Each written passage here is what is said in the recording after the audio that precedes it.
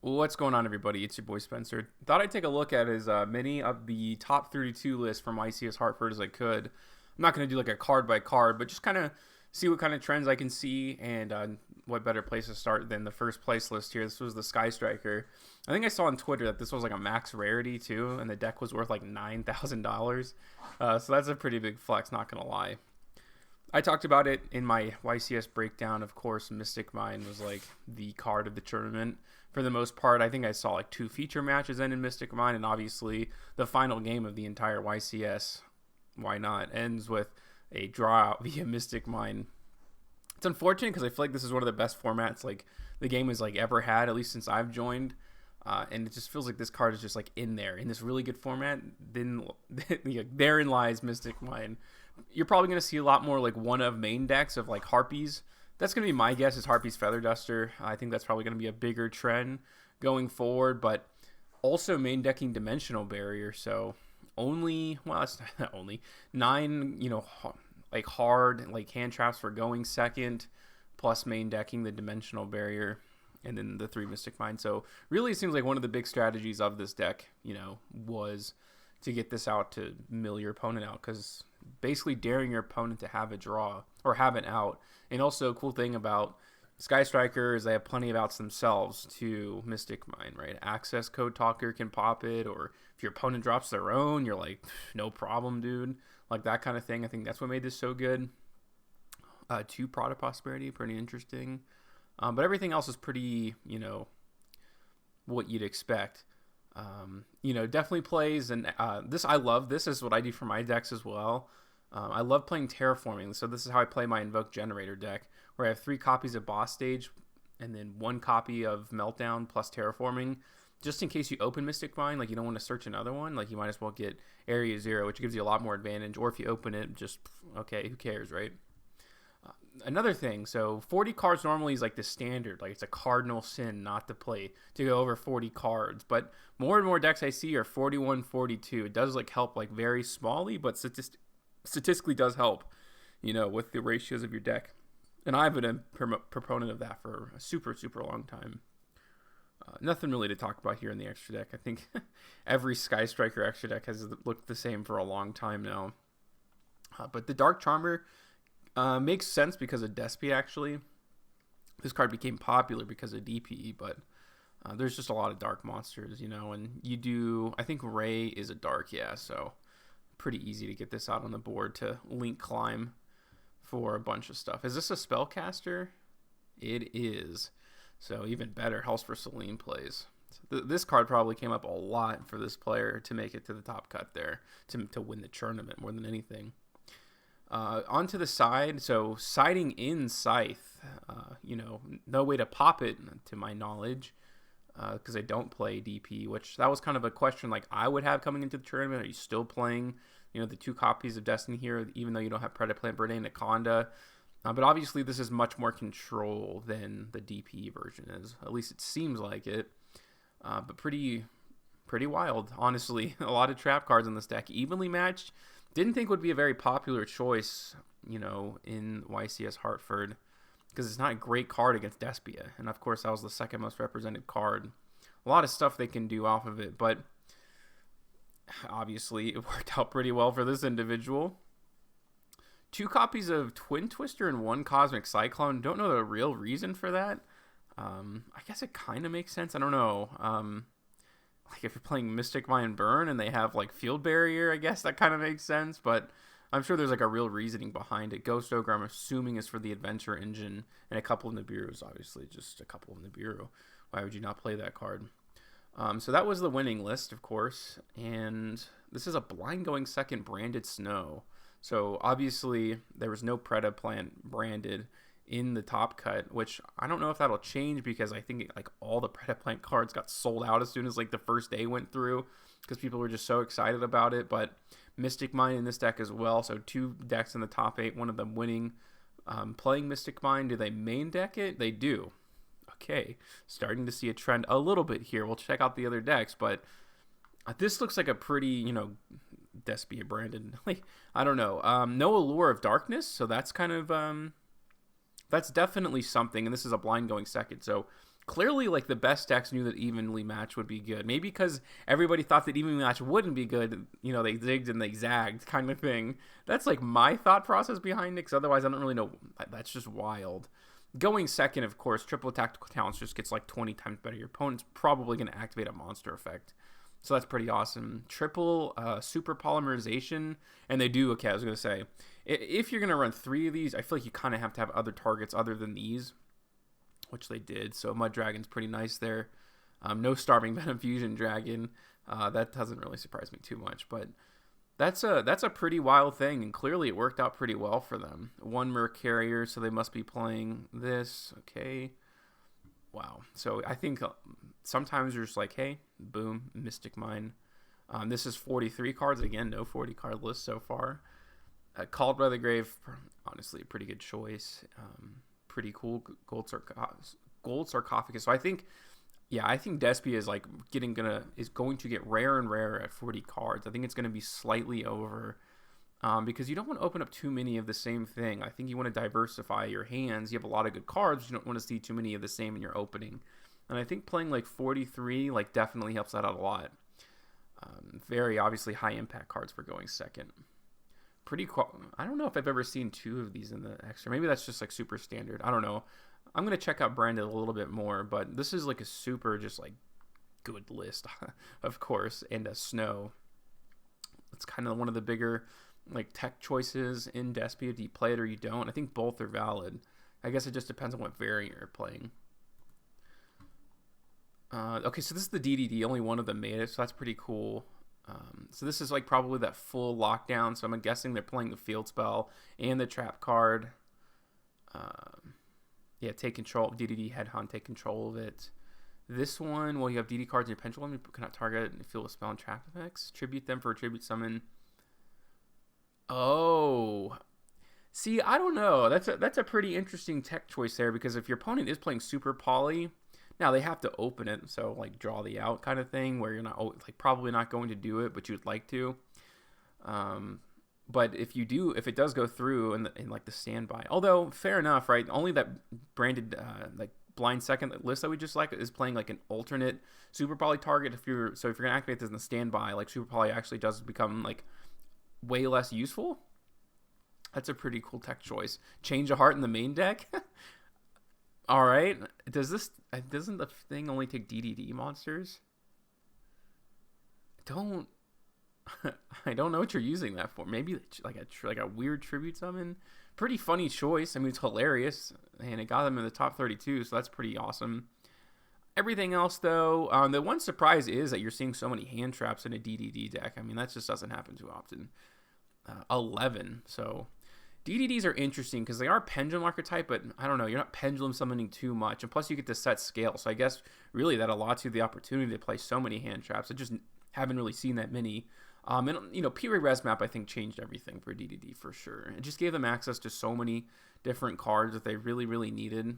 Kepler, of course, being one of those. So yeah, the DDD community is quite dedicated, but most of them are DDD extra deck, which is pretty funny. I don't know, for a long time DDDs were like these weird combo decks that at the end did some DDD stuff, but now there's like a lot of good cards in the archetype itself. So pretty nice to see like a specialized pendulum archetype, which is what I think they probably should be anyways, instead of just being extra deck toolboxes, if you will. A side deck, I think Red Reboot, most people were playing that. Makes sense to see this. This is the Optimistic Mind. Like I said, I think this is probably going to be a really popular choice. Token Collector, surprised not to see the first place list playing this at 3, so that's pretty wild. When you're going second, clearly had this here. This is good against Drytron and Punk decks. So, Toon Nibiru, seeing that quite a bit. Toon Nibiru in the side deck. That's something else I've noticed, at least so far. A More Factor Drytron. This is the top 16 list. I don't even know what the card does, so I guess we'll go ahead and look at it there.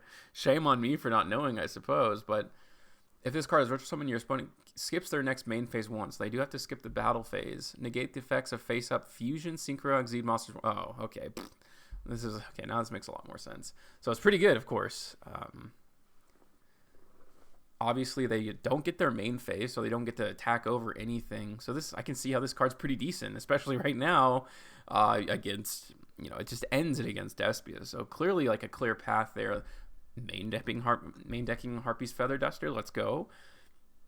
And I think 3 Forbidden Droplets has been standard in this deck forever. 1 copy of Herald, so maybe if you draw really, really well, you can go ahead and grab a copy of this. I think most combos go through, Diviner of the Herald that I've seen. But I think this is probably just Scythe Lock. No, okay. Is it in the side? No, they do have Lancia in the side. This is just completely different than what I thought I was. I've seen some replays and they're all like Scythe Locks, but clearly they don't care about this. Lava Golem, super good in Drytron, of course. It's a really good tech choice. They are playing Change of Heart, so seeing this in 2 of the deck lists so far, that's awesome. Token Collector, the one of. Why are you only playing 1 copy? Can you send it? Is it a fairy? It's a fiend. Does this send something? When you can send 1 fairy monster from your hand to the graveyard. All right, I'm not really sure where these 1-ofs even come from.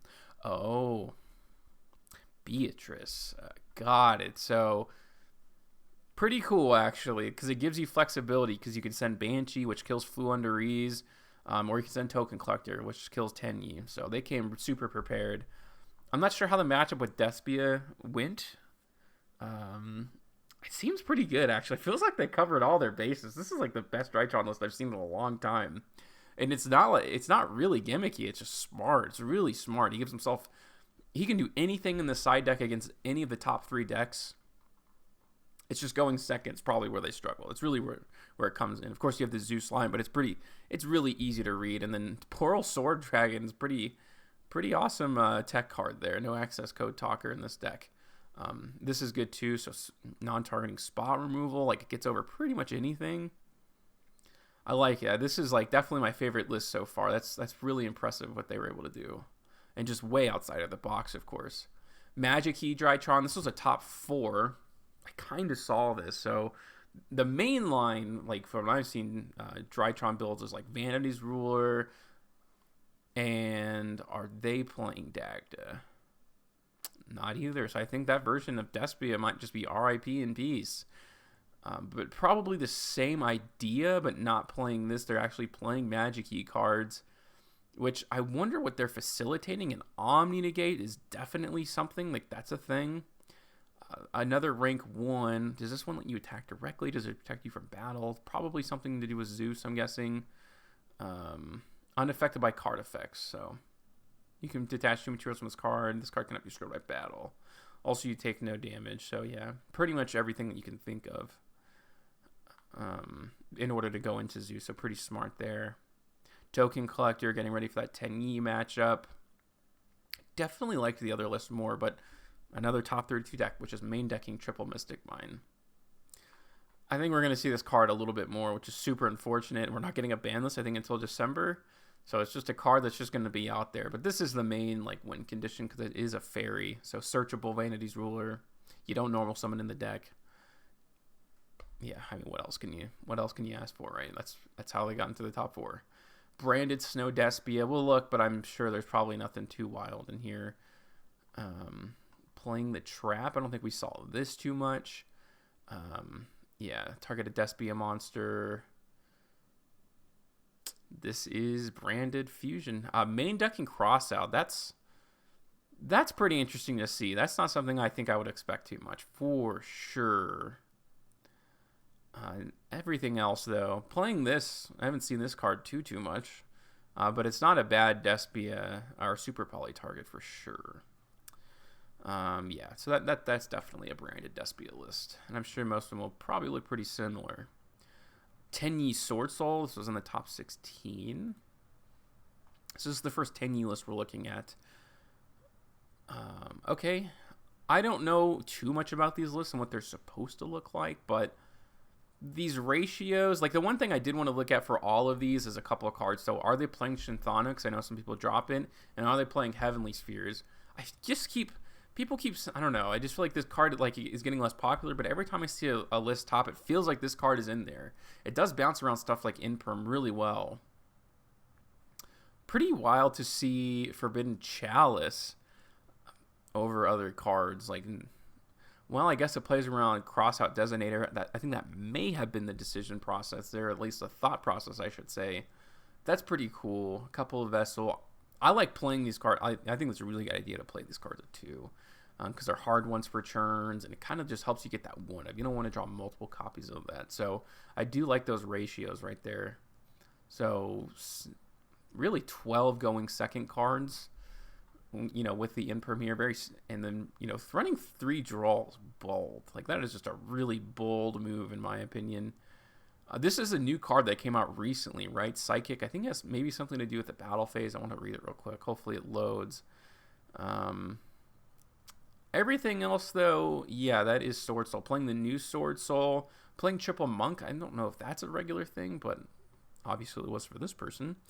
When your life points are equal to or lower than your opponent's, this Synchro Summon card is unaffected by your opponent's card effects. It's an unaffected 3,500 attack body.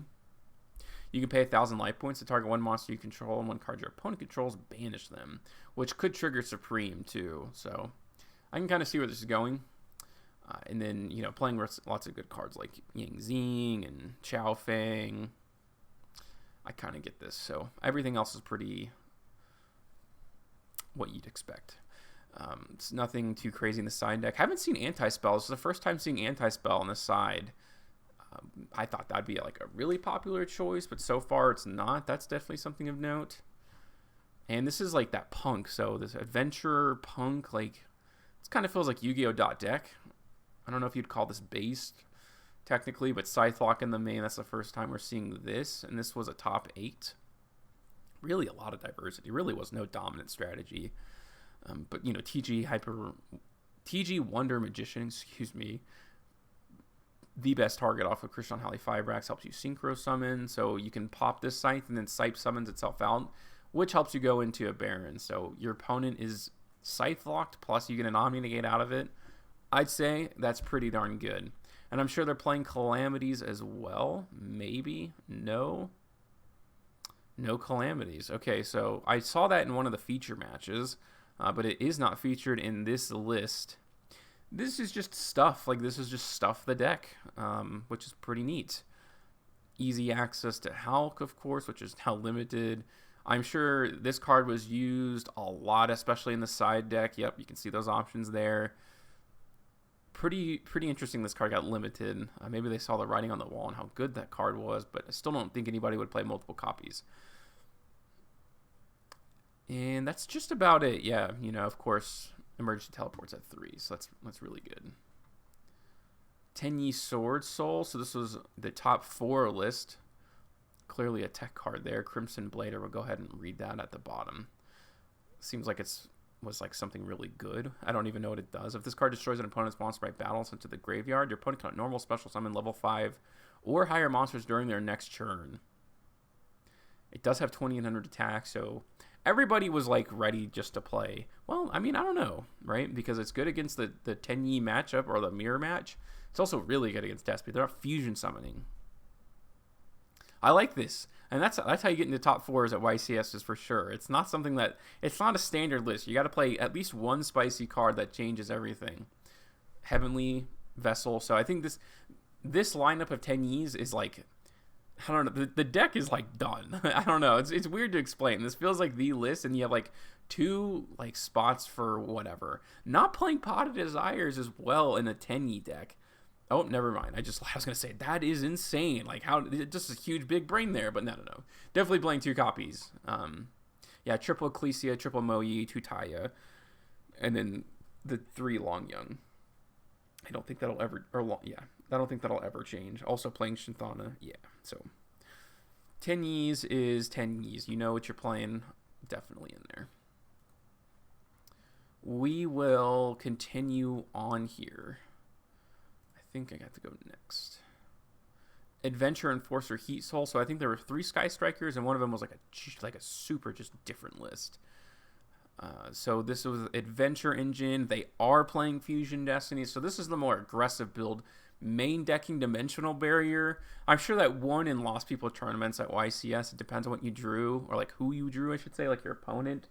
And clearly, like statistically speaking, like you're probably going to be like a line of play for you that if you main deck that, you win. Let's see what other like hand traps. So they're playing Ash, they're playing Imperm. So 9 going second cards, 12 in reality. So I like that.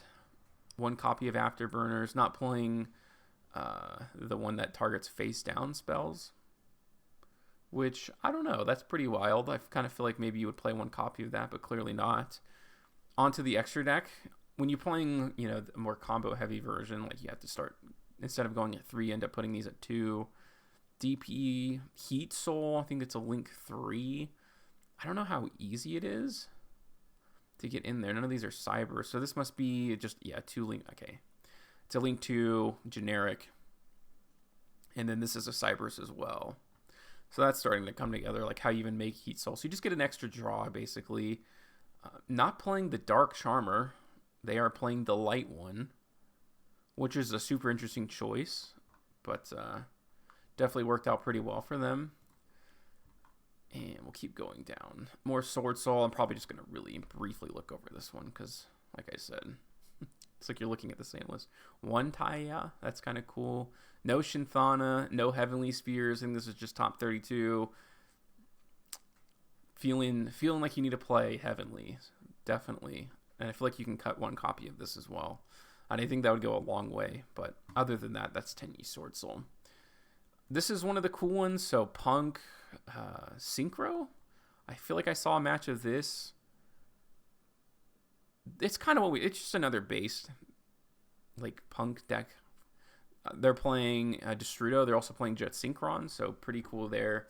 Just anything. They're just playing any Synchro card that exists in the world.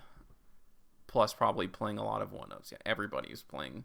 Feels like anybody in the top, like if they had a Foolish Burial target, like Necro World Banshee ain't far behind. Which can matter against a lot of decks, you know. Zombie World is just nuts for a lot of people. And if you're just playing a generic Synchro deck, of course. Yeah. Blind going second, add Ignister, so I definitely wanted to check out this list. Lightning Storm in the main, Triple Mystic Mine. I feel like if you just main deck Triple Mystic Mine, you're just basically got a free invite to the top 32. Small World is the first time we're seeing this, but this is obviously just a much different strategy. Playing, 49 cards? I like it. I like these odd numbers. I think it works different for every deck. How many going second cards? So 9 here. Wow. 12, 15. So 15 cards going second. That sounds about right when you got, 49. So I think that makes sense with the ratios there. I don't really know what the bricks are. I don't know too much about Agnister, but I definitely know they don't want to go first. Your win condition is, at arrival. Or the arrival Cybers Agnister or access code. Pretty crazy they're playing 2 copies. That's kind of funny. Heat Soul, of course, is another one of those cards. And I guess a tech card here in Security Dragon helps you target a monster your opponent controls, return it to the hand. I'm sure that came up every once in a blue moon. Nothing like IP Masquerade or anything. To maybe go into this? Yeah, that's not a quick effect or like on summon effect or anything like that. Playing one of these in the side deck, that's pretty wild, I suppose. It's weird. I guess I'd have to look at a video or something, someone explaining it. But good for someone playing at Ignister and actually topping at a YCS. That cannot possibly be easy. Tenyi Swordsoul. I really don't even want to look at those lists anymore. I mean, it is what it is at this point. Flu Under Ease did make it. I think 3 of them did, and I think all 3 of them ended up going into the top 16 as well. Change of Heart in the main deck. That makes a lot more sense, of course. Or at least, in the main deck. So get to tribute your opponent's monsters and cause a lot of things. So this card actually saw competitive success. That is for sure. That can definitely be said. Are they main decking Crossout Designator? No, they're not. A lot of 1-ofs here. That is a thing. Playing one copy of Harpies, obviously probably taking out something. It can be whatever. If you're going first for sure, probably a Change of Heart. But this is Flew Under Ease. Playing Cherries perhaps in the main? No. Why? Why play Mirror Jade?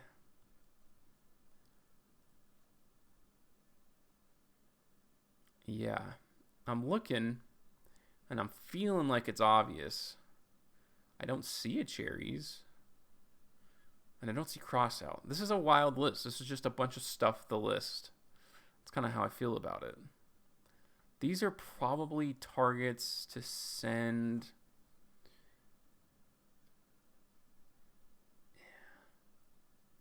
That's a thing. Is this? Are you playing Nova? Nova can't get this out. Wow, I don't know. I don't really know what any of this is for, and I feel dumb for not knowing. But maybe you guys can help clarify that. I'm just like dumbfounded. I just don't understand. But okay, that's Flew Under Ease. That's the first list. It'd be interesting to see what the other ones look like. Therion Adventure Punk. Kind of already looked. Oh, this is a more Therion build, so it definitely did make it into the top cut. But this is kind of just like an additional. It's almost the exact same list as the other like base deck we saw, but with with Regulus. That's kind of how it works. I don't think there's much different there. Anima, that's pretty funny. It's actually hilarious, so I like that. Plenty of targets there. If you're playing a trap deck, it's pretty cool to side out of. You probably get rid of this, right? 3 anti-spell, so it's definitely seeing into maybe like a quarter to like maybe a third of the decks playing that on the side. Did make it to the top 16, which is pretty awesome. Same idea. Scythe in the main, so I think I think you definitely saw quite a bit of that. Jet Synchron. So all these cards are coming off the ban list. Are back. Like I guess they were banned for a reason, right? Not to say that you have to ban them immediately again, but they were good cards. So nice to see them come off the ban list and kind of have an impact. Be curious to see how much play this got and see like kind of what it went into. But yeah, pretty neat. And it looks like that's pretty much all the list. So obviously not all of them are out yet, but I wanted to take a look at as many as possible. Maybe get my opinion, see some trends. Triple Mystic Mine was like a big one, of course. Saw that plenty of times. But let me know what you guys think in the comment section down below of these lists. Other than that, that's going to do it for today's video, and I'll see you guys next time.